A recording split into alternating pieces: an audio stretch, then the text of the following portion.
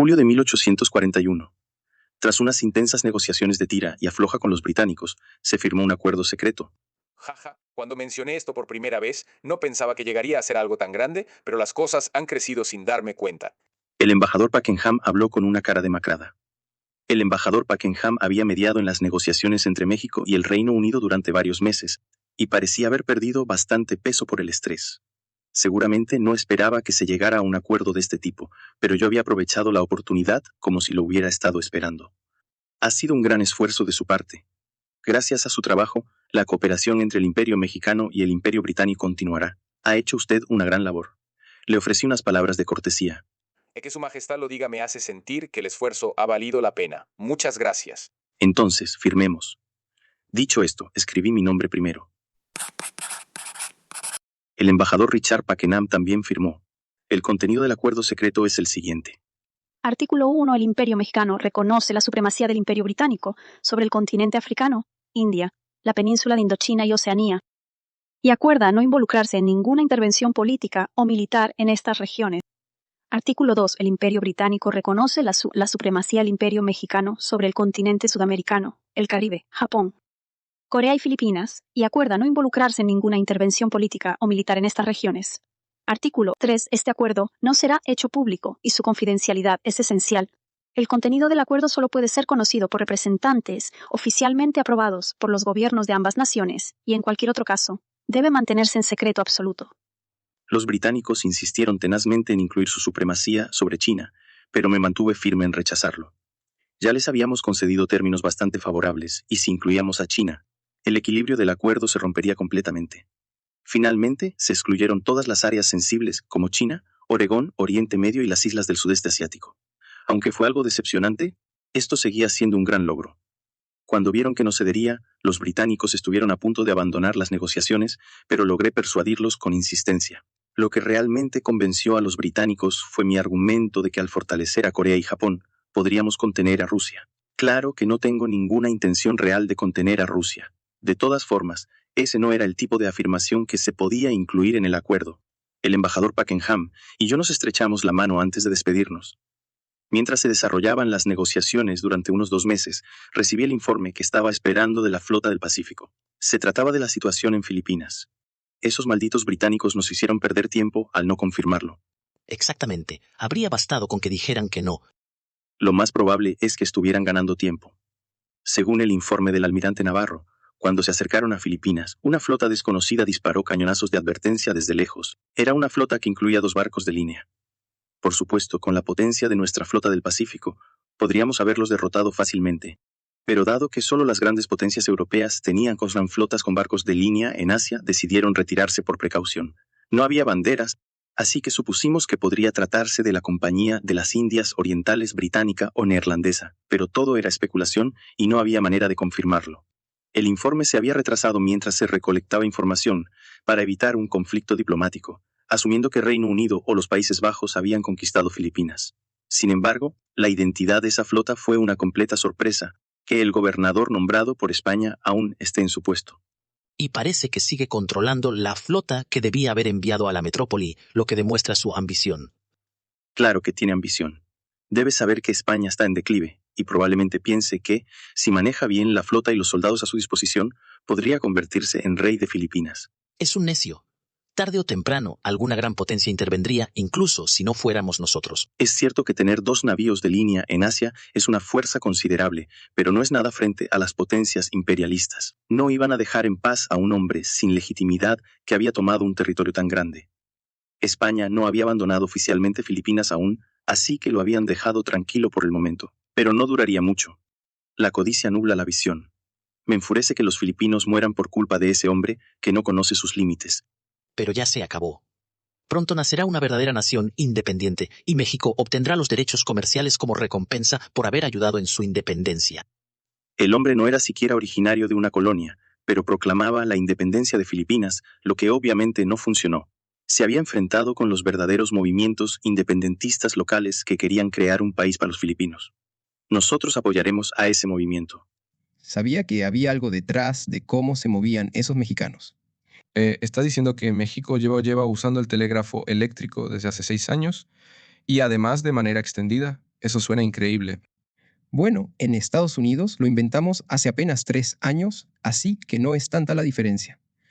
Estados Unidos, tras haber incrementado de manera drástica su presupuesto militar, pensó que podría deshacerse fácilmente de los comanches y otras tribus nativas. Esa creencia fue destruida en 6 meses.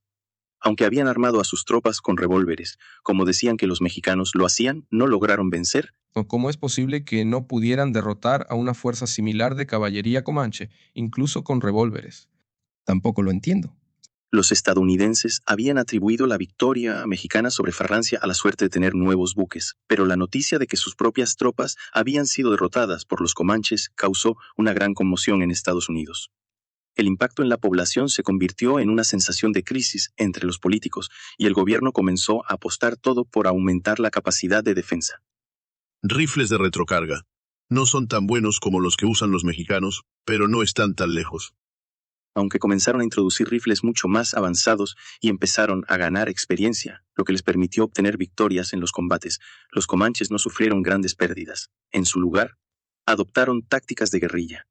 Siguió una larga guerra en la que los estadounidenses se dieron cuenta de que, si perseguían a los comanches hasta el fin del mundo, estos les tendían trampas. En ese momento, un hombre llamado Samuel Morse oyó hablar de la situación y ofreció una propuesta al ejército. Si instalamos este telégrafo eléctrico a lo largo de la frontera, podremos responder a sus ataques de guerrilla.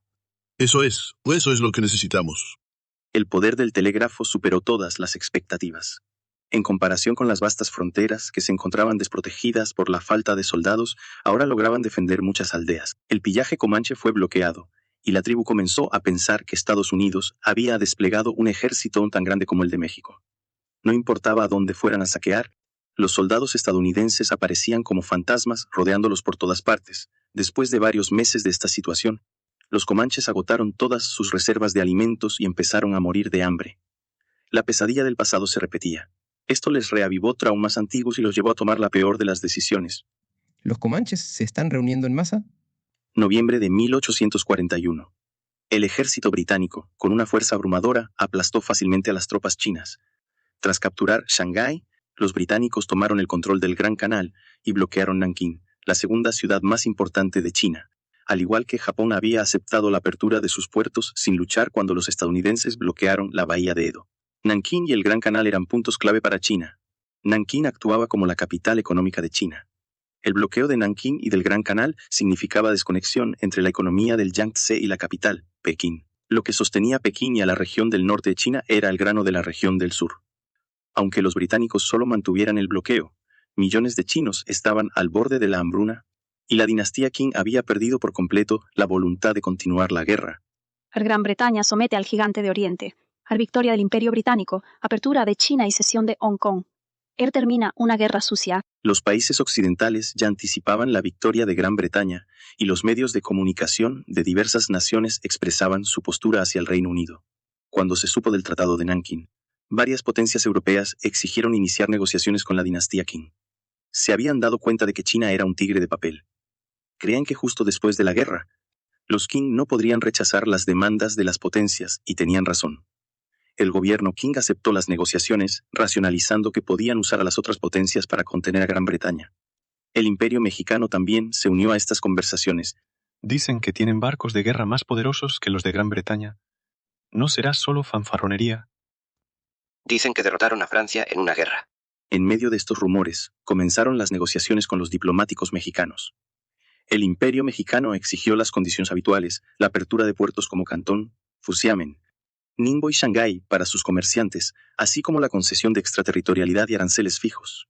Sin embargo, también añadieron una condición peculiar relacionada con Corea.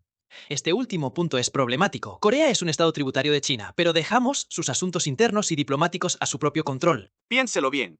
En tierra, Rusia está al acecho, en el mar lo están Gran Bretaña y Francia. ¿Realmente cree que a la dinastía Qing le conviene enemistarse también con el Imperio Mexicano? Este es un acuerdo que ya hemos pactado con Gran Bretaña. Entendido. Ha tomado una buena decisión. El funcionario Qing tragó lágrimas de sangre en su interior. La noticia de la derrota humillante de la dinastía Qing también llegó a Corea y Japón. Hemos hecho bien en abrirnos sin luchar. Sí, si incluso la dinastía Qing ha sido derrotada, no veo qué podríamos hacer nosotros. Los japoneses, que al menos tenían una vaga idea de la fortaleza de las potencias occidentales, aceptaron la situación de forma relativamente tranquila. Pero en Corea fue completamente diferente. El impacto fue tal que sacudió la visión del mundo de muchos. Incluso tras su derrota, la dinastía Qing no sintió la necesidad de informar a Corea, y dado que Corea no tenía intercambios con el exterior, la rapidez con la que los rumores se esparcieron fue extraña. Dímelo de nuevo. ¿Es cierto que la dinastía Qing ha sido derrotada? Te lo estoy diciendo. Incluso se dieron un lugar llamado Hong Kong, y al parecer también reconocieron la extraterritorialidad, han sido aplastados de forma humillante. Huin-jeong, su hermano menor, quien de alguna manera había obtenido la información, lo decía con calma, aunque su expresión no era del todo buena. Sí, es sorprendente. Yo también me quedé igual. Entonces eso significa que la carta era verdad. De repente, recordó la carta que había recibido del príncipe heredero de México, la misma que habían desechado mientras lo insultaban por haberla enviado. Ese pensamiento no solo cruzó la mente de Ho-mi-jong, sino también la de Kim Hwa-hun y de todos los demás funcionarios que estaban presentes en aquel momento. Se les erizó la piel. Una serie de shocks. En medio de esa confusión, llegó otra noticia aún más impactante. Había llegado una carta desde la dinastía Qing. Y hasta aquí llega este capítulo. Muy pronto tendrán los siguientes en el canal, pero si no pueden esperar, recuerden que pueden convertirse en miembros dando clic en el botón Unirse para verlos antes que nadie. No olviden dejar su like y suscribirse si aún no lo han hecho. Gracias por su apoyo y nos vemos en el próximo video.